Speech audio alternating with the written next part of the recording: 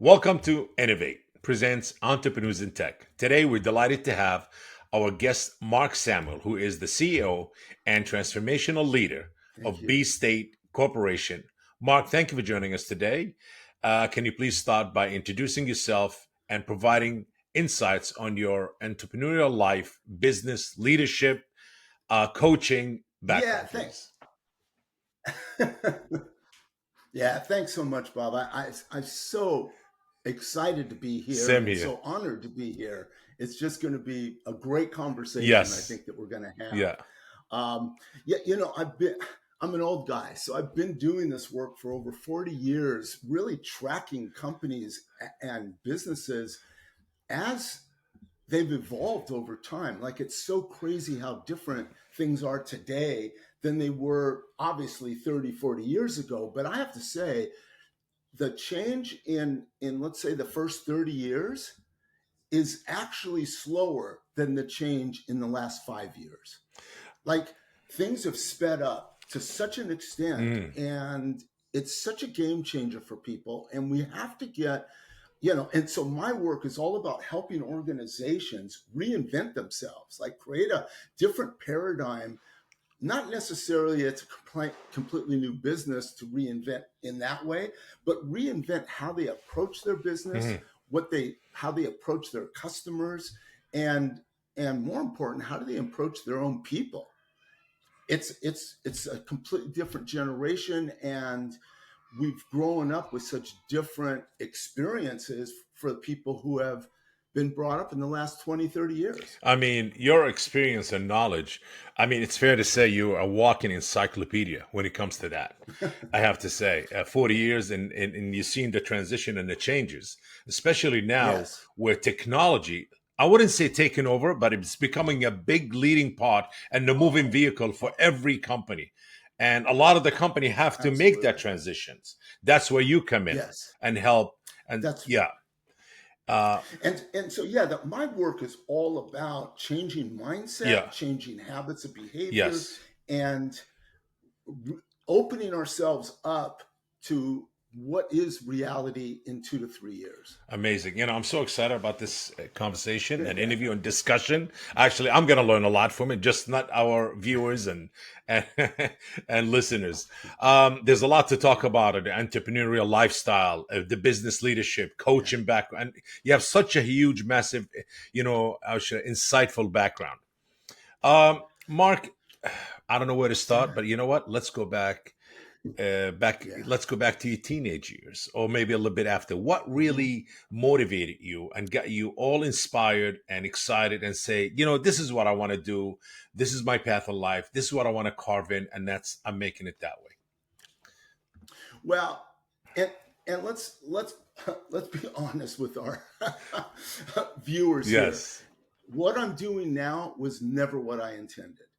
Like first of all, in my teenage years, I was either going to be a professional baseball player or a rock star. Wow. Okay. And that was kind of my background. I mean, I really put more focus on that than academics. And when when that all didn't line up, as very few people it does, Hmm. my goal then was to be a math teacher in high school, Hmm.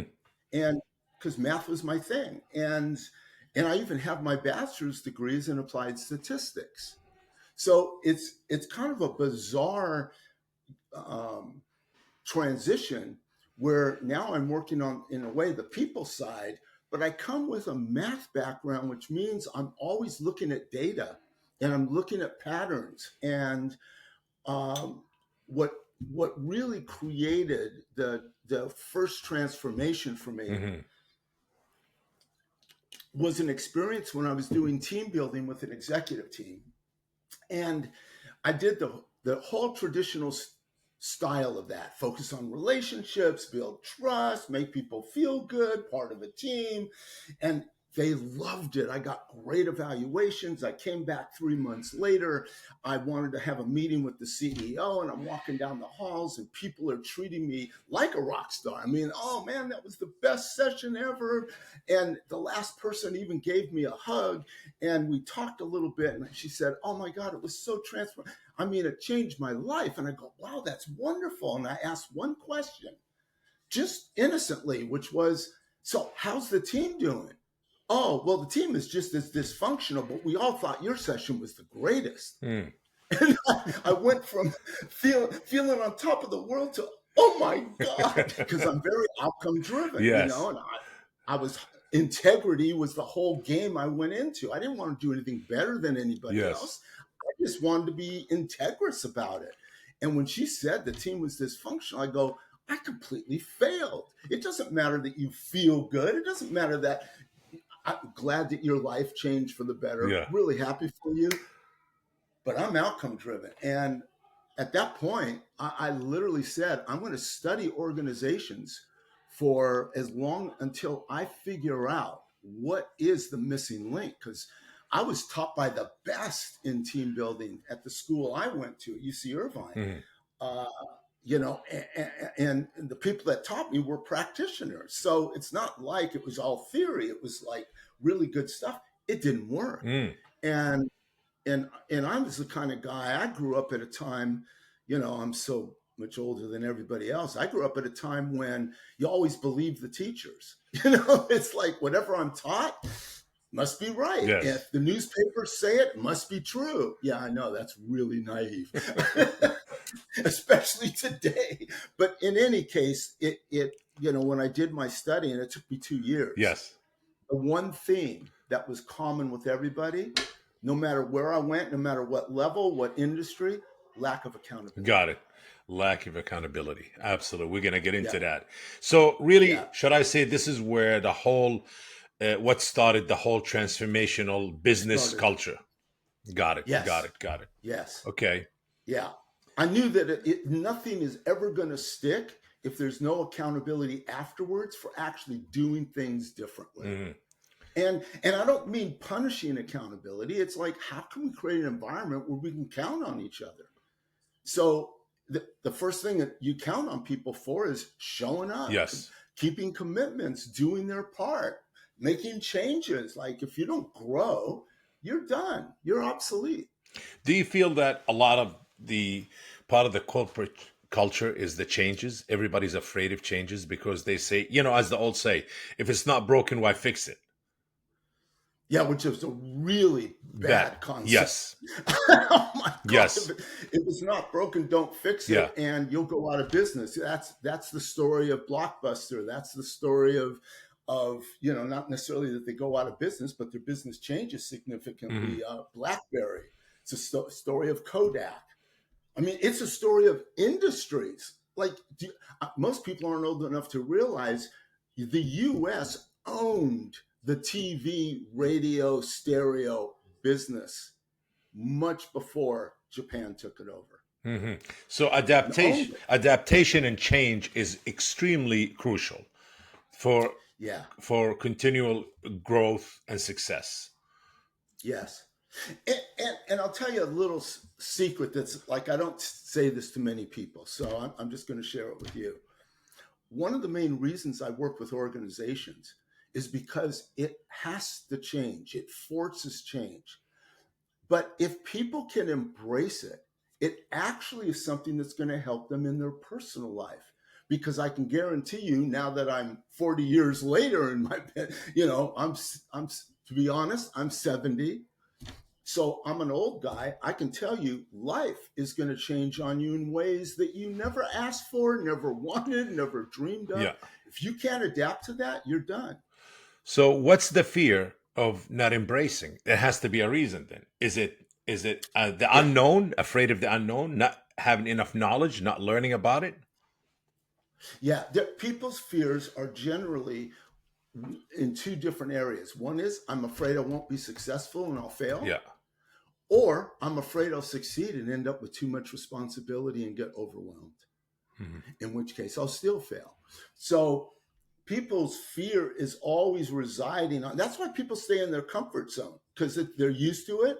They're, even if it's a bad comfort zone, we stay in it because it's the devil we know, not the devil we don't. And that goes for relationships. It goes for, employment. It goes for businesses. So treat All the same. failure like a learning step. Treat failure, embrace failure in order for not to be afraid of it.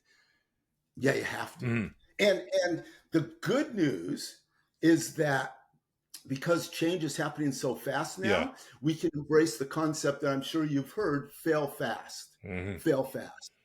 So fail fast, recover, learn, fail fast, recover, learn, and keep doing things differently. And the more we do that, the more there's less fear, because it's not expected that it's going to be perfect. Hmm. And there's the other problem in organizations. I relay a lot of my concepts back to sports, to music, and there's one major difference. If you drop the ball on the field, you can't hide or blame someone else that you dropped the ball. In organizations, you can hide. Now, the problem with hiding is it gives the false ideal that there is a perfection. Hmm. So everyone doesn't want to get blamed because of making a mistake. Wait a minute. In sports, you don't have that option. In music, you don't have that option. If you make a mistake, everybody knows it. And then the real test is, do we all support each other in correcting it? We, in the best teams I played on, whether that was sports or music, making mistakes was never the issue. What was the issue was, are we all going to come together and support each other and challenge each other to be the best we can be, not for egoic or blame or control, but just how can we each actualize our potential? Hmm. Those were the best teams. And Absolutely. if you look back at any of the videos, like on Michael Jordan and any of those guys, they're all doing that with each other.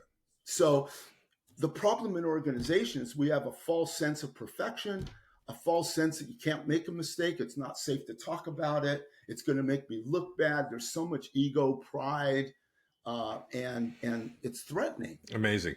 Mark, let's talk Yeah, about Impact. IMPAQ.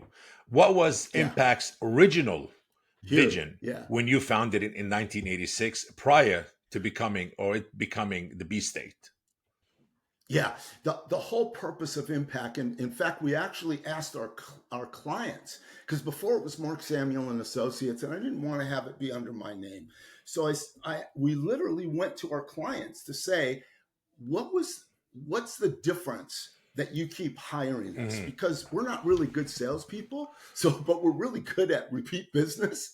And we asked, and they said, well, you always had an impact on our business and our people in a personal way.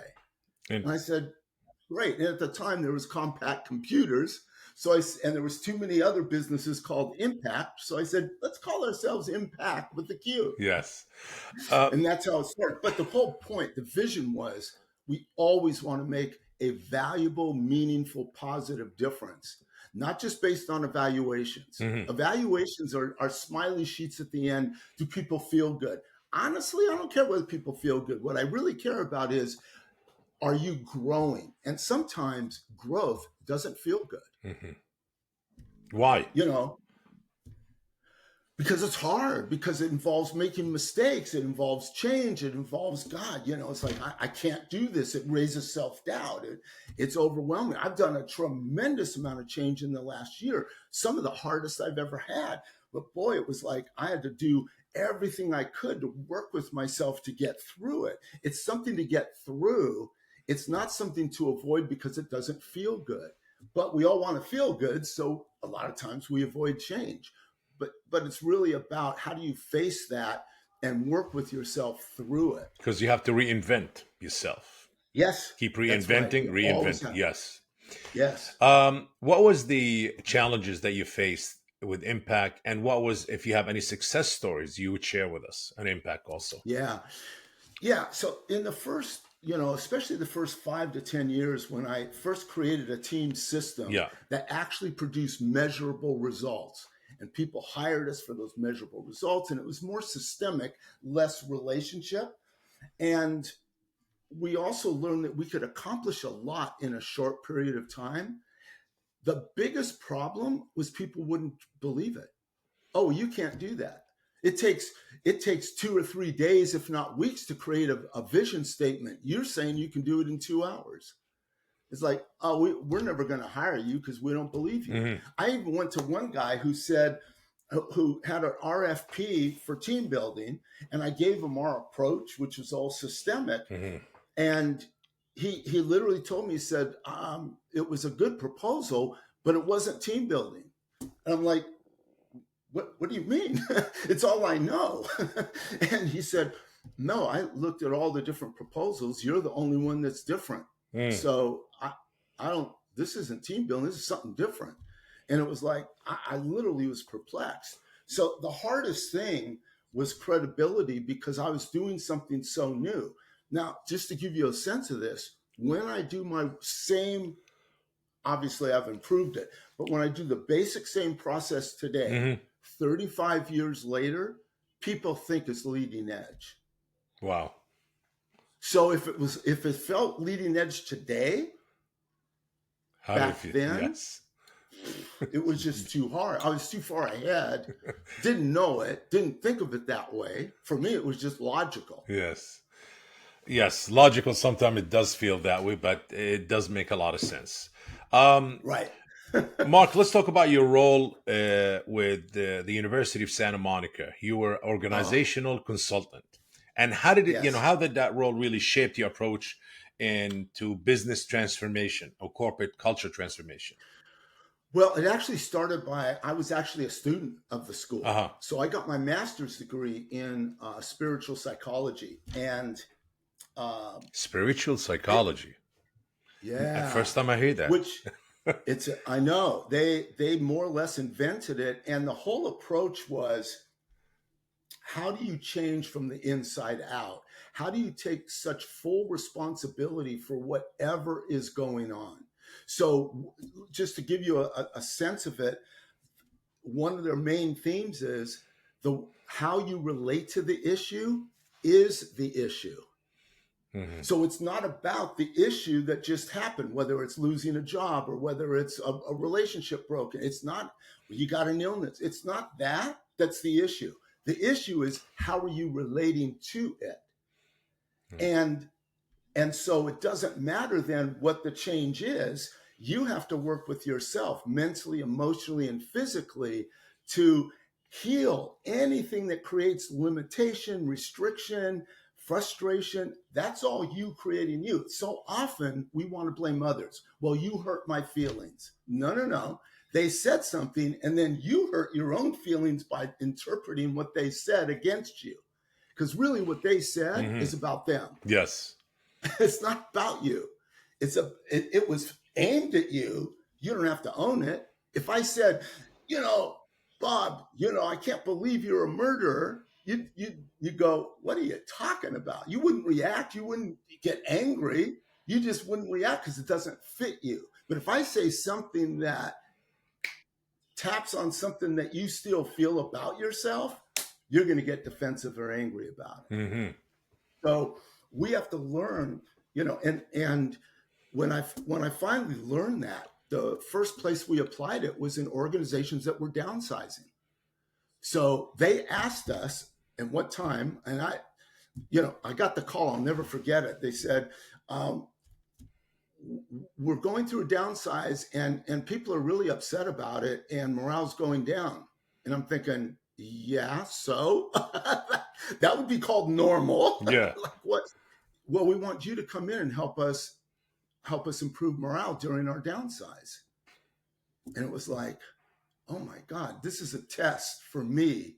Do I really believe in what I teach Hmm. that says how you relate to the issue is the issue? So we went in, we saw morale improve during downsizing higher than morale ever was before in that organization. Wow. Trust, support. But we had to do a mindset change. We had to have people start to take ownership, which I look at as accountability. But it's not accountability for things, it's accountability for how you're showing up. and how you're supporting yourself. And we change the environment from one of taking your anger out on each other because you're being downsized to how do you support each other through the downsize. Interesting. Very interesting. Oh my God, it was a game changer. Wow. They said, we've never felt such support in our entire lives. And I said, yeah, you, and that's why I said, families are going to go through crisis. How do you support each other through it? You can That's why I say to me, it's teaching both. so you can apply the same also at home. Yes. Yes. And this was spiritual psychology at work. So it's, how do we continue to work with ourselves mentally, emotionally, physically? Hmm. How do we support ourselves through difficult times? How do we support each other? Hmm. Very interesting. I mean, yeah. Mark, what led you to join the Forbes Coaches Council and being part of it, of this exclusive network? How did it influence your work? Yeah, what I love about the Forbes network Yeah, is, first of all, there's really good, high quality people in it. I'm sure. So I'm learning from other people, and at first it was about writing articles, which I sort of like doing to bring out some of these different concepts. Yeah. But the actual part that really hooked me, and I just got a whole nother set, is to the people that are in the network. They put out questions that get asked by others to have multiple answers, like a panel answering of questions. And I always love giving this new perspective and also hearing what other perspectives are out there. Again, unfortunately, there's a lot of principles in management that have been sold because they make sense on paper, Mm. but they actually don't work based on how human beings work. I'll give you one common one. Everyone thinks that if you're going to implement change, you got to get buy-in first. It's an erroneous concept. It actually doesn't work. Human beings don't work on a buy-in concept. Human beings work on a hopeful concept. I hope this diet is going to work. I'm not bought into the diet because I've been on so many other diets and failed. So I've learned not to buy in, but I hope that it's going to work. And I'm going to take the steps to make it work. But it's not buy-in. It's the need to change. It's the how are we forced to change in many cases, and then let's go through the change and modify it. Let's not be stuck on who's got the answer, but let's take where we want to go Yeah. and keep modifying it. That's the game.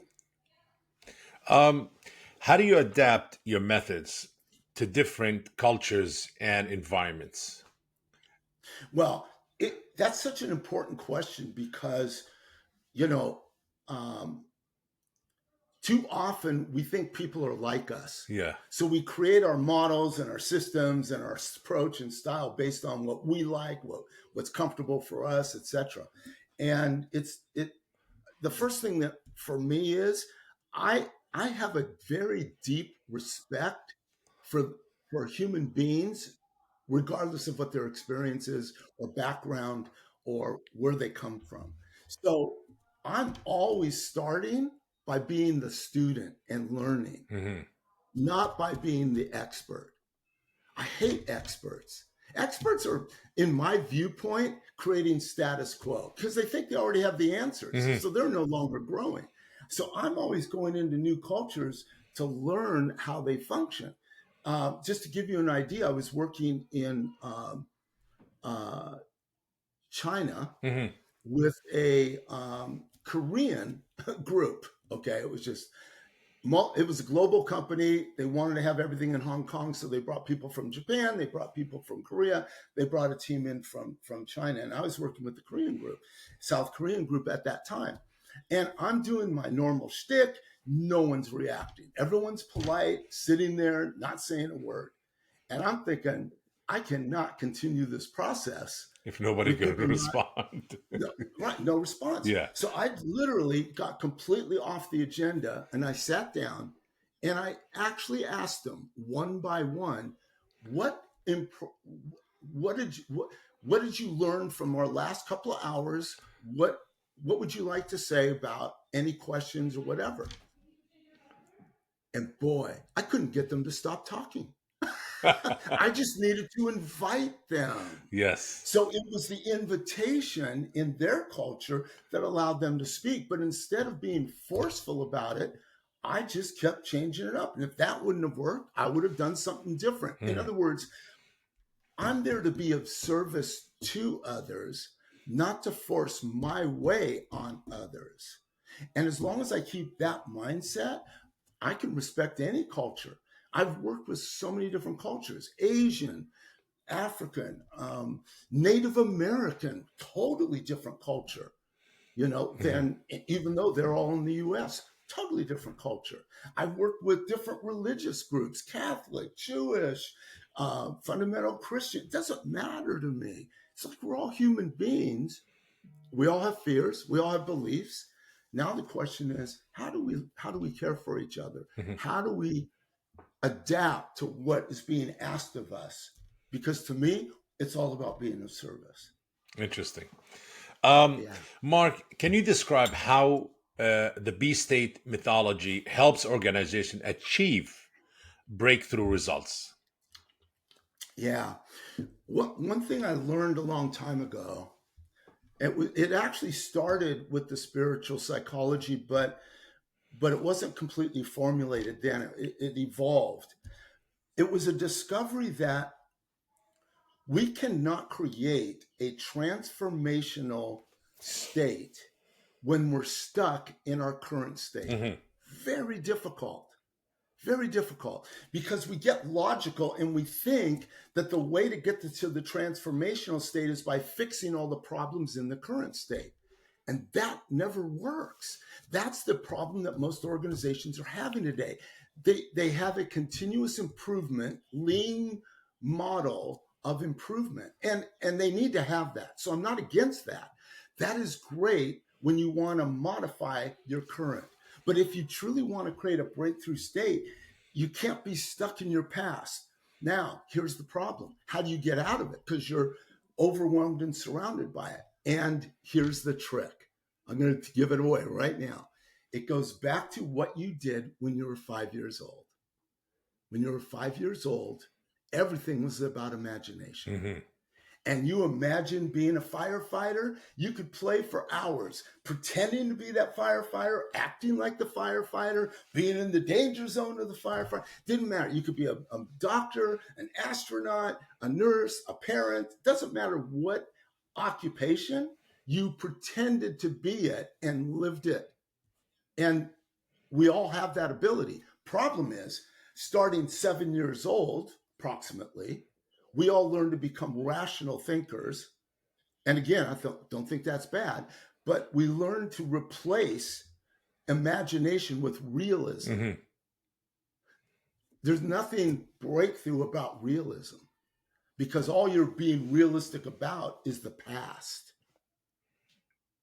So, what we do in B State is we have people divorce themselves from the current, imagine themselves 2 years out. But now it's a clean slate, and you, like a clean canvas, and you get to identify what would be ideal, not in terms of results. See, that's the other mistake people make. They always focus on the result. Well, result doesn't tell you anything because it doesn't change you. If I say, "Oh, I'm gonna, achieve $25 more million," yeah, great. But how are you have to change to do that? Doesn't cover it. So we have people imagine how they need to show up different, how the organization would need to be optimized, Hmm. not based on agenda for today, but based on, if you're going to have these, address these challenges and take advantage of these opportunities, what would have to change? And people are amazed about that. Like, let me tell you, I took a group that literally, it involved three Hmm. functions: manufacturing, maintenance, and quality. Yeah. Put them together in a room. Before they met, they all planned and strategized in their own private meetings how they were going to attack the other two groups. Unbelievable. In one day, we created a picture of what do they need to be a year from now to address the challenges and how they need to function. And it was all about cooperation and joint decision making, joint problem solving. I go, great. Are you guys doing that now? Well, no. Okay, great. Well, then let's describe what that will look like if you were to do it now. Hmm. And they did it. 6 months later, they went from being the worst plant to the best. Interesting. They went from lowest morale to highest morale. Why? Because we just took their imagination. Now, there were two people at the end that said, wait a minute, you never addressed our issues. Because see, I don't start by saying, let's talk about your problems with each other and have joint problem solving. That's the typical way. No, no, no. I don't care about your problems. Let's create your future. Then the two people came to me and said, you didn't address our problems. I said, look at the wall about your new environment that you all just wrote. Hmm. And I said, now look at your paper and compare the two.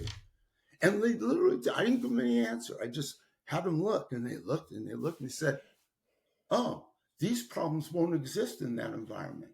Right. I don't have to solve it. I just have to create an environment where the past doesn't exist. Interesting. Um, let's talk And about, that's how it's best. yes, yes. Let's talk about the mental health in the Yeah. corporate, should I say, corporate culture, and Yeah. how important it is to be happy at work or to be happy at home, Yeah. and how it affect vice versa your performance, the growth of your company, you as an employee, whatever you in the, doesn't matter what uh, level of management you're in, or and all of that. How important, how and what really the necessary steps that corporations, big companies and small companies, need to take to kind of address that and focus on that, because it's Yeah. extremely important in their growth and performance. Yeah. So, Especially, not to interrupt, sorry, yeah. especially No, no, no. with Go ahead. the technology advancement that we see, and also a lot of people are afraid their jobs, and hey, what do I do?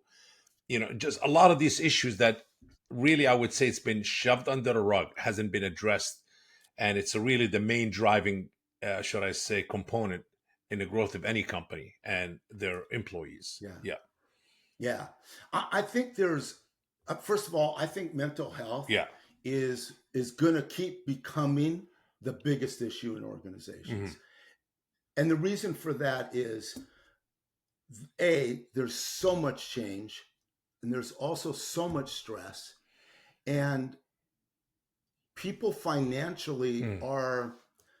have less hopefulness than they did before. They see certain populations getting richer and richer, Mm. but for their own status and what they can do, it feels like it's always going down. Uh, and that's why people are so sensitive. I mean, people forget we used to have inflation in the double digits. Mm. And now we've got inflation, let's say at 7, at 6, at 5, whatever it is. And people are freaking out because for a while it was at 2 or 3. Yeah, but 7 is almost normal. If you look at it historically, it's average. But that doesn't mean people aren't going to feel it, because everyone's so, it's like, here's a good way to describe it. When it's almost like allergies, the way allergies work.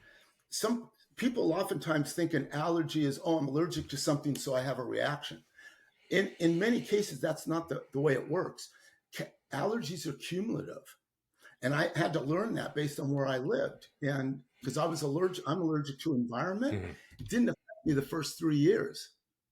And then I started to get affected. And then by the 5th year, I was a goner. Why? Because what the way they explained it was the allergies accumulate to a certain level. It's below reaction, but it's right next to reaction. So then anything that kicks it over reacts. Stress is the same way. Mhm. Overwhelm is the same way. I can handle a certain amount, but if I'm on that edge and then I get one more request, I have to spend one more night working and one more weekend working, have to take care of an employee a teammate that didn't show up. Now I'm overwhelmed. And what people don't realize is that it's not just about the psychology or the attitude. Yeah. It actually has to deal with our nervous system. in the old days, the way I called it was my nervous system would get jammed. And when it's jammed, I have no options for creativity, problem solving. I just can't do anything. I'm stuck. It's jammed. I have to breathe. I have to learn how to, how to relax that to even get more energy and more strength. So I think people are closer to that nervous system jam right now. I think relationships are unstable, economy's unstable, the technology is so fastly adapting that that feels unstable to people. Hmm. Like I depended on it going this way, and now it's like, AI is coming in and changing the game completely. So there's and the world is a little bit more unstable. So all of these pressures means that I have to be better at how do I support and work with myself to get through it. Gets back to that spiritual psychology. How do I not make everybody else the problem? How do I learn to grow myself, to adapt to change, to heal fearful conditioning? This happened back then. Yeah, but it may not happen this way. So it's how do I work with it and how do we support each other? Now, the biggest key in every downsize was creating an environment that said, how do we support each other through crisis? Hmm. Period. And get really specific about it. Like, how do we need to communicate as a support tool? How do we need to surface problems fast as a support tool to deal with crisis? How do we need to give people a break? Hey, I'm having a tough day. Great. Relax a bit today. I'll take over for you. But tomorrow, come back and be ready to go. How do we have that kind of relationship? How do we work cross functionally instead of in silos so that we take care of each other across the organization, up and down the organization? Start treating ourselves as humans rather than as titles. Do So corporations should have, you think small companies and big companies should have psychology sessions once a week for their employees? the problem is you can have psychology sessions, but it's less about the theory and concepts and more about what are you actually going to do differently to support each other. I don't need a psychologist to do that. I just need someone that has that as an intention and say, great, how do we do that? People will answer it. Oh, here's what I need to be able to vent. Great. But venting could be a problem. So let's pick one person. You have 1 minute. You can vent, you can swear, you can scream, whatever in private. And then you got to get back to work. I literally have seen those agreements work in highly stressful times. Gee, my top performer is like phased, like just not having it today, didn't sleep, had bad relationship, whatever. Great. How do we get a break, come back? We got to trust people a lot more than we do. We have to allow people to create their own answers and solutions rather than feeling like we have to control what they do. Hmm. Like, look what's happening with all the CEOs. I crack up with this. You're forced back into the building. What do people say? I'll take less pay and I'm staying at home. It's so inconsiderate. It's like we want to control rather than solve problems. And Yes. that's the problem with management. The only other thing I would say is we have to get so much better at gratitude and appreciation. Like the top sports teams and the top music groups, if you watch them, they're always congratulating each other. Yes. Look at the Olympics. I mean, you got the two-star U.S. women's gymnast bowing down to the person from Brazil who won Hmm. instead of it being, oh, we didn't win, oh, they Yes. cheated, and Showing none of that. respect, It's and respect, appreciation. appreciation. And yes, Right? yes, yes. And in the best cultures I work with, they thank each other for the littlest things. Hey, thanks for getting me that information on time. Well, it's my job to do that. I know, but you still didn't have to do it. Thanks. When you feel that energy, you want to come to work. You want to give the extra. But when you are, hey, you didn't do enough, no matter how hard you work, you got to keep doing that tomorrow. There's no appreciation. People will stop giving their all. So you need to create a positive environment at the workplace. It's Yes. extremely important. And and it's not about rewards. Yes. It's not rewards. It's everyday thank you, appreciation, gratitude. I mean, we all know that if you're depressed, the first advice any therapist is going to give you, make a list of everything you're grateful for. And Interesting. it's hard It's the true. first day. Interesting. Hard. Yes. I had to go through that because I deal with some of that stuff. I had to get really gratitude oriented, appreciation oriented. How do I see the best in you rather than the worst in you? It's easy to point fingers and, oh, you didn't do this right. You didn't do, oh, you missed this, you missed that.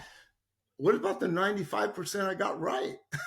You know, you're right about being grateful and having gratitude. That's a very, just list the things that you're grateful for. And right Yeah, away, mentally, it'll change the way you see things and how do you behave. It's like, you know what? You're that's right. right. Yes. I never thought of that, but yes. Well, it's funny. I actually learned it for a while in my transition from teaching Yes. to moving into the business world. I used to coach teachers because I was really good. It was my natural talent. I thought I'd be doing that forever. It was my natural gift. And I went to an elementary school teacher, and Hmm. she asked the student to spell school. And the kid got up to the board in front of everybody else and said SKOOL. And the first thing the teacher did was, no, that's wrong. Go back and have a seat. And I'm thinking to myself, wait a minute, is that kid ever going to volunteer Hmm. again? Hmm. I wouldn't. Like, oh, yeah, I'm going to put myself out and then get not He spilled it scolded, as but he heard it. He spilled it as he heard it. exactly. Yes. And I said, no, no, no, no, no. Actually, that was very logical. Yes. And you got SOOL correct. Yes. The only thing you missed was the K Yeah. that has this awkward thing of CH. Yes. But boy, great job on getting most of it right. Now, are people going to be afraid of making mistakes? No, because mistakes are only about learning. There is no mistake. It's like everything is about learning. If we would understand that the purpose of human beings being in this planet, on this planet at Hmm. this time, is learning, Hmm. learning how to be more self-caring, Yes. learning to be caring of others, learning skills, learning our own potential. And you can't get there without making No. mistakes. So what's the point? The mistake isn't a detriment. The mistake is the way you learn. Like we got it backwards, but this is where we have to teach differently, both in school, but in organizations have to switch this. Interesting. What role Yeah. does the middle management, Mark, you think it plays Oh my God. in in, in your change management approach? And how does Yeah. your empower them to, please? I'm not going to even finish. You already know the Well, question, I guess. Go ahead. oh my God. Yes. Well, middle Because, managers yes. has been the has been blamed Yes. for the problems in organizations for the past 40 years. Yes. As long as I've been in the business, it's always been middle management. We want to decrease middle management. That's where the waste is. Here, let's go over the truth of this, Hmm. okay? First of all, middle managers are the only level that has no sense of camaraderie or group to belong to. Upper managers, yeah, I'm an executive. I'm part of the executive team. We meet every week in the boardroom. Da da da da. Employees, I'm part of the union, or I'm the individual contributor. I'm not management. I belong to that group. So the Never middle sits at the management, you're saying they're the first one to get targeted. They're the first one to let go, yeah, always. they have no support system, and they're going to be blamed by up and they're going to be blamed by down. So you're sandwiched and can't do anything. Now, here's the real problem with middle management. Because their role is to optimize their function, they're automatically siloed. It teaches siloing. So all the silos, Hmm. while they're not creating it, It's where it manifests, Hmm. right at middle management, because everyone's job is to make their upper manager look good by optimizing my function. Don't make me look bad by your function being bad. The problem is, if you optimize every function, you go out of business. It's a dumb concept. You don't want to optimize down each function. What you want to do is optimize the business and translate that to what does the function need to do. Hmm. And sometimes it's sub-optimized in service to what we need to do. And so here's the other piece to that. If I'm making decisions as a middle manager, by definition, I don't understand the impact on the rest of the organization. So by definition, I'm making bad decisions or bad recommendations because I'm only thinking of what's good for us. I don't think of the implications. What's the way to change all that? Bring middle managers and make them the team. Now, if they're a cross-functional team and their purpose is no longer to optimize function, their purpose is to optimize operational excellence to achieve the strategy and priorities of the business. And we work cross-functionally to do it, which means we get used to surfacing and solving problems between us Hmm. that affect our functions. And now all of a sudden, all the change speeds up. Everything speeds up. Support speeds up. It's never the lowest level that have any issue with working across functions. The only reason they don't is their allegiance to the middle manager. Middle management is not set up to do that. No one puts them in a team with their own purpose. Hmm. That's what we do. We bring them together as a team. Then we say, okay, now you guys have to optimize between yourselves, not within your own area. And that it's a game changer. It speeds everything up. So then the corporate structure or the old culture of corporate structure should be changed. It's not working by the Yeah, times uh, in our times. The that's past right. doesn't work in the future. It has That's new right. things need to be adapted. New changes need to Right. be made. And we've tried to do this with Matrix, Yes. but Matrix is A, too complicated, and B, it still doesn't solve the siloing that happens between Matrix groups. Hmm. You're back to the same thing. You haven't solved the real issue. You just put a band aid on it. Wow. So, you know, it's really just about having a different mindset and a different role for middle managers. All of this And keeping by you the in way, business, I have to say. right, that's right. And they then become better decision makers, better problem solvers. They develop their people. They then have to have a role that's horizontal, Hmm. which allows their direct reports to be more leaders Hmm. of the function. Everything gets better. Amazing. Um, Mark, with your vast knowledge, experience, Yeah, and all of that, some of our viewers and listeners are going to watch this interview and discuss interesting and intriguing discussion and inspiring, I would yeah. say, and insightful. They will say, you know what? I want to carve my own path, same way that Yeah, Mark did and others. You're yeah. going to inspire a lot of people. And I'm sure you do every day on a daily basis. Hmm. What advice you have for the young upcoming entrepreneurs? Because I feel right now there's so much pressure on a lot of the young generation to kind of Yes. walk away from education and focus on being an entrepreneur. I think it should be a choice made naturally as you go. But Yeah. please, you a better person to advise on that than me. Well, the first thing I would say is, does being an entrepreneur even fit for your personality? And and the reason I say that is because at the end of the day, we want to honor ourselves, Hmm. and it's not we're not all made to do everything. It's like, Correct. I didn't know it at the time, quite honestly. My whole game, once I stopped being a teacher, was I want to work at a place like IBM or just become part of the group. And I had people around me that said, Mark, you're never going to fit in an organization. Hmm. I go, what are you talking about? That's all I would know. But it's like, I'm too rebellious in a sense. Not that I want to be, but I'm so outcome driven. I don't care about organizational norms to get the outcome. So I get myself in trouble all the time. It's like, so, um, but here's the problem that I see with a lot of entrepreneurs. They're really good at the technical area they want to be an entrepreneur in, but they don't necessarily want to sell, or they don't necessarily want to market, or they don't necessarily want to deal with the finances. And it's like, well, wait a minute, understand that your technical role is 25%, 75% is selling, marketing, That's the finance. fundamental, I would say, base of all Right. of that. Being an entrepreneur, actually, yes, That's selling, right. yes, marketing and finance, yes, And quite honestly, I had to learn it the hard way because, in a way, there's a big part of my personality that doesn't fit being an entrepreneur.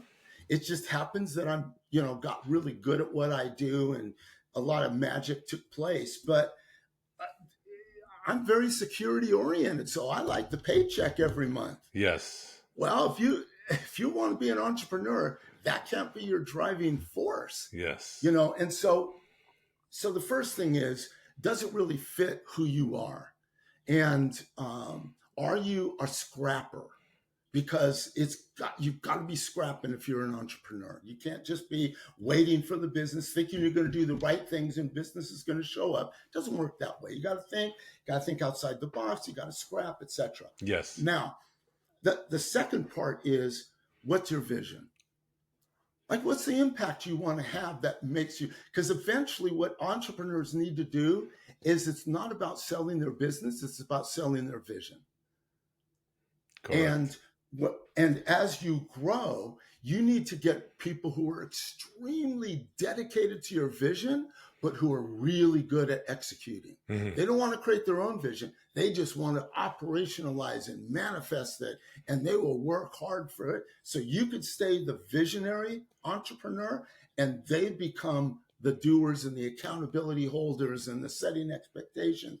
And what you're doing is bringing them together. You're you asked a question earlier today that I want to come back and answer Please, again. When you talk about mental health, yes, the most important thing people need right now is hope. Hope creates motivation and inspiration.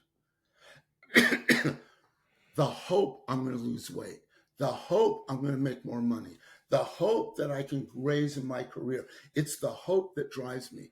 When entrepreneurs or CEOs forget that, then they start thinking about what's going on in the organization and trying to push harder for it. It's the worst thing you can do. What you want to do is provide people a sense of hope, and then say, here's what it's going to take for us to get to that hope, the hmm expectations. And here's what's in it for you to do that. Now, that combination of those three creates, oh, I want to be part of this organization. The entrepreneur has to have that theme always going on. What's the vision? What's the hope? What's the expectation if we're going to make that happen?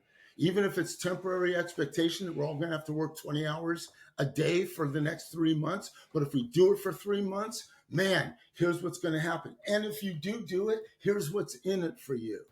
It's somewhat the Federal Express story where, you know, that's how he started yes, on the game of hope, yeah. and got people to volunteer practically, and then they got rewarded. So it's it's it's hope, expectation, what's in it for you, and then making sure you deliver. Interesting. So, you know, that to me is very important. And don't try and be the expert at everything. The problem with many entrepreneurs I work with is they want to be the expert at every. They think they're the smartest person in the room, and that's the death to a CEO. I just had that happen last year. Working with a CEO, so much potential. Their business is growing, and then at one point, he decided he was the smartest in the room and wasn't taking the advice of his team. And his team was solid. There was a time when his team wasn't. We got rid of the people that weren't. We got the people that were. They all worked together. They all strategized together. And then he would discount it. That's terrible. It's terrible. And you Amazing. would know that, Bob. I know you would know it, what I'm talking about. It's funny what you just said about being an entrepreneur and how you broke it down. It's really interesting. A lot of people think about being creative and innovative as an entrepreneur. Okay, Right. you want to call yourself an entrepreneur, great. But what really takes to be an entrepreneur? That's me being independent. You have to enjoy Yeah. enjoy to sell, You have to enjoy it to be a Yep. marketer, and you have to also be able to deal with money and able to crunch and not to crunch and what to do, what not to do. So, and That's these are the right. three main driven factors of being a successful entrepreneur. You need to have these three things. Yes. Amazing. Yes. And and if you don't, find people that do where it's that. I'm always a big believer, stay in your zone of genius. Mhm.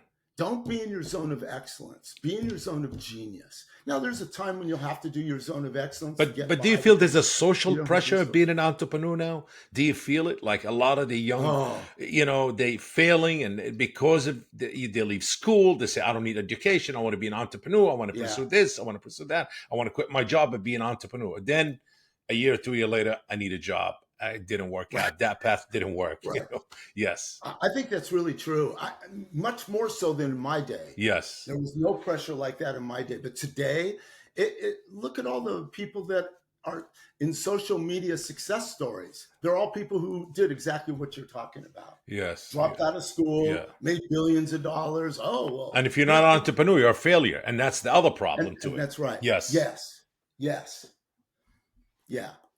and and it's tougher in our or in today's generation because it's either entrepreneur or I work for an organization and expect to be promoted after the first year. It was, I know. Like they're on a school model. Oh, well, I got to go to my next grade Nothing after a wrong with year climbing the corporate ladder. of Nothing wrong with climbing the no, corporate ladder. Nothing wrong no, with but working, going to school, getting a job. And that's the absolutely. yes, that's the pressure I feel. A lot of the younger generation, they're afraid. They say, no, that's being a failure or being, how should I say, you're in mental jail, Well, corporate mental. No, it's wrong. You need and doctors, you it's need accountants, you need all of these people. that's We right. need That's all of these people. We right. need engineers, we need pilots, we need workers, we need chefs, we Yep. need But see everything. that's a problem. Where's the Yes. If you reward if you enjoy do that? it, do it. Don't be Right. afraid. Find the Yeah. success in everything that you enjoy. And what was it 20 years ago? It was, oh, if you want to advance, go into management. Yeah. You could be the technical expert, Yes. brilliant at what you do, and there was no way to grow in your organization because no one provided that. So then they force people into management. They have no abilities and capabilities in management at Yes. all. They're great technical. You don't want to lose those people, but we lose them because we don't have a place for them. That's limited thinking from a business Yes. model that says why aren't we've got to reward people. We Yes. can't just be rewarding our executives. We've got to reward the You said it. employees, Yes. The employees. How should I and it say? has to be The performance based. Yes. Yeah. The people who carried the company, who created the Yeah, success. Without them, there'll be no company, no success, no workers. exactly. Yes. Absolutely. Yeah. Interesting. So I truly enjoyed this interview. Really great discussion. yeah, I would love to go more, but I think there should be a part two to yeah. this because yeah, extremely Well, I'm insightful. willing. I Yes, love love it. talking with you, buddy. Yes, You just I truly to enjoyed. Go ahead. I'm sorry, I, Mark. I always measure people's critical thinking, like their ability, based on the questions they ask, not Yeah. based on the answers they give. And Yes. you are just, in my mind, brilliant. You know what's going on out there. You know where the challenges are. You know what questions to ask that gets through to the meaningful essence rather than, oh, let's talk around stuff. I love you're just Well, like, you have the let's go answers. at You it. definitely have the answers. Amazing. I truly enjoyed it. It's very educational for me, and I'm sure for our Thank you, viewers bud. and listeners that are entrepreneurs in tech. Before we say goodbye, and one thing, anything for B State, what's anything on the future, on the horizon that you want to promote, talk about for viewers, listeners, fans to kind of go for, look for it?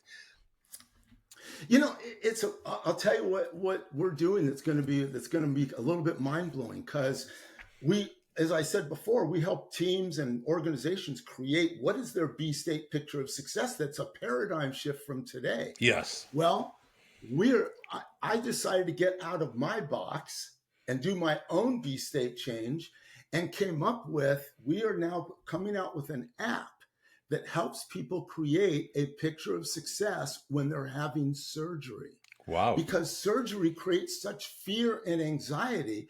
But I had to use that for myself when I had a partial colectomy. And because I was scared to death and it was a major surgery, I was going to be in the hospital for up to 5 days. And I didn't know what to do. So I created my own picture of success. Like, how do I prepare? What's the ideal communication of the surgical team? How am I recovering afterwards? Like, I did the whole thing. And it just put me in a different mindset. I was no longer afraid because I kept rehearsing over and over my picture of success. The surgeon came to me after the surgery and he said, I don't know what you did, because I never shared it with him, but just from talking to you, I want you to know my surgical team, which I've had for 5 years, performed better than they ever have in terms of communication, teamwork, responsiveness during your surgery. He says, I don't know what you did, but I know you had something to do with it. Amazing.